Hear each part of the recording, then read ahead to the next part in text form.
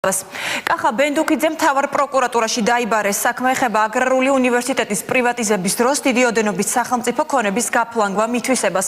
ამავე საქმეზეა დაბარებული დიმიტრი შაშკინიც. საქართველოს ეკონომიკისა და განათლების ყოფილი მინისტრების დაკითხვის საკითხს ნაციონალურ მოძრაობაში პირადი შურისძიება და პოლიტიკური ანგარიშწორება უკვე უწოდეს. ბენდუქიძისა და შაშკინის მოწმის საკითხით დაკითხვა საგამოძიებო უწყებაში სწორედ ახლა 11 საათზე უნდა დაიწყოს. ბელა ზაქაიძე იმყოფება პროკურატურასთან და ის ახლა პირდაპირ ეთერში გვერდება. ბელა, მოვიდნენ თუ არა ყოფილი მინისტრები უწყებაში? კახა ბენდუქიძე ამ წუთებში მოვიდა მთავარი პროკურატურის შენობასთან და ის ჟურნალისტებთან კომენტარს აკეთებს. ბენდუქიძე ადვოკატებთან შოთა მინდელთან და ოთარ კახიძესთან ერთად მოვიდა და სწორედ მათთან ერთად შევა დაკითხვაზე. მანამდე უკვე გამოცხადა პროკურატურასთან დიმიტრი შაშკინი, რომელმაც ასევე ჟურნალისტებთან კომენტარი გააკეთა და აგრარული უნივერსიტეტის შენობის, ასევე აგრარული უნივერსიტეტის კუთვნილი უძრავ-მოძრავი ქონების პრივატიზებას კანონიერი უწოდა და აღნიშნა, რომ იმედი აქვს მათ მიერ წარდგენილი არგუმენტები გამოძიებისათვის გასათვალისწინებელი იქნება.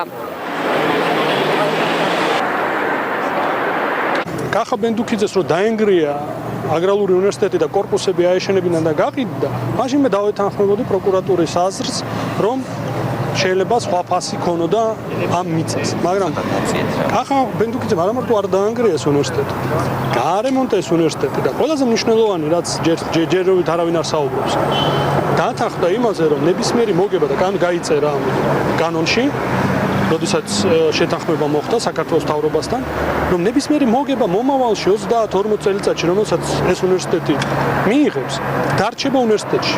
ანუ კახა ბენდუქიძეს მოგებაც არ შეუძლია წაიღოს სახლში. და კახა ბენდუქიძე უკვე შევიდა პროკურატურის შენობაში, მან დაასრულა კომენტარი ჟურნალისტებთან, როგორც მან აღნიშნა, უსაფუძვლოა ბრალდება და ეს ბრალდება არის ხელოვნური.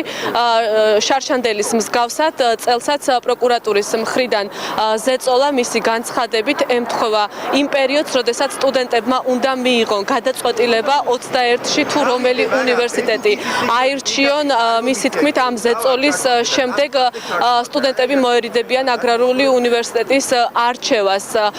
კახა ბენდუქიძემ, ისევე როგორც დიმიტრი შაშკინმა, ბრალდებებს უსაფუძვლო უწოდა.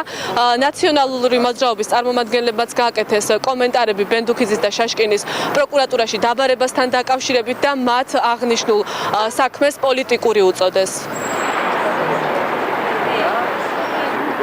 დავალება აქვს პროკურატურას და არ აინტერესებს სინამდვილეში რას აკეთებს კახა ბენდუქიძე, რომ ყველაზე კარგი უნივერსიტეტი, ერთ-ერთი რომელიც საქართველოში ბოლო წლებში შეიქმნა, ყველაზე აღჭურვილი, ყველაზე თანამედროვე, უზარმაზარი ინვესტიციით, უზარმაზარი ფულადი ინვესტიციით და ჩადებული შრომით, ამ ყველაფრის წინააღმდეგ ამხედრებულია დღეს საქართველოს მთავრობა, მხოლოდ ერთი მიზეზით, ეს არის პირადი პოლიტიკური შურისძიება. ამასვე უკავშირდება ამ საქმესთან დაკავშირებით, როგორც შაშკინის დაბარება, როგორც ყოფილი განათლების მინისტრის და მთავარი სამიზნე აქ, რა თქმა უნდა, არის ისევ პოლიტიკური, ასე ვთქვათ, ანგარიშწორება. ადამიანის ამის გულისათვის ტარება დღეს პროკურატურაში მიანიშნებს ხელისუფლების განწყობაზე, რომ ვისაც კი რამე კარგი გაუკეთებია, თუ კი იგი იყო დაკავშირებული ნაციონალურ მოძრაობასთან რაიმე სახით, მაინც თუნდაც იდეების დონეზე, ის ადამიანი ან უნდა იჯდეს ციხეში, ან კიდევ მას უნდა ჰქონდეს მუდმივი სამართლებრივი პრობლემები. რამდენად ეს წარმატებული იქნება ქვეყნისათვის, ეს უკვე მიგვინდვია ყველა იმ ადამიანზე, ვისაც ჯერ კიდევ საღი აზრი შერჩენია.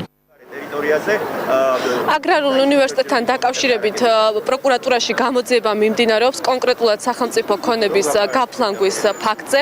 გამოძიება კახა ბენდუქიძეს ედავება იმაში, რომ აგრარული უნივერსიტეტი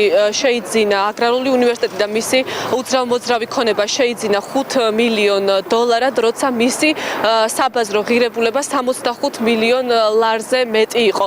პროკურატურასთან იმყოფებიან აგრარული უნივერსიტეტის პროფესორ-მასწავლებლები, სტუდენტები, ისინი გულშემატკივრობენ კახა ბენდუქიძეს და ამბობენ, რომ მისი დაბარება პროკურატურაში უსაფუძვლოა.